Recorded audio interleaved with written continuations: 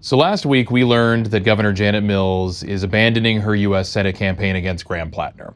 This is actually something that was widely expected after watching how badly she's been performing in that race for the last several months. I think now is a perfect time, though, now that she's no longer going to be in this campaign, to take a look back at her record as governor of Maine and maybe ask yourself and myself why it was that she didn't prove to be all that popular in the end. Ultimately, when you start back at the very beginning, Governor Janet Mills signaled out of the gate that she was going to be not what she campaigned on, a moderate Democratic governor from the rural areas of Maine. She was going to be an ultra-progressive governor. She signaled that with her very first budget, which raised spending by nearly $1 billion in just one budget cycle.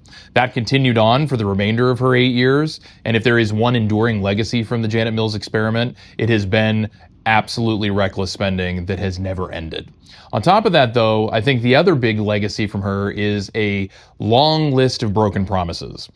Spending, of course, is one of those promises. Working in a bipartisan manner with the Republicans in the legislature is another.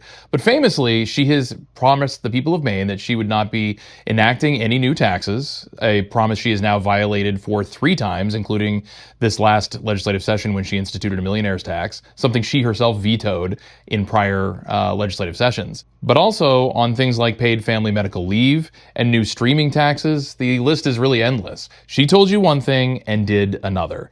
And the final thing that I'll remember Janet Mills for, honestly, is the long record of failure. When you look at any metric that tracks how Maine is doing, whether it's educational results, energy prices, healthcare outcomes, child poverty and deaths, it's a long list of metrics that we use to just judge how we're doing. And in every single one of them, she is performing much worse than the state that she inherited. And on anything that you're looking at, it has gotten worse over the course of this last 8 years. So when you go back to the U.S. Senate campaign and you ask yourself, why didn't she really have much of a chance in the first place? Why didn't she really catch fire? It's ultimately because even on the Democratic side of the aisle, I think there's a recognition that ultimately her governorship has been a failure.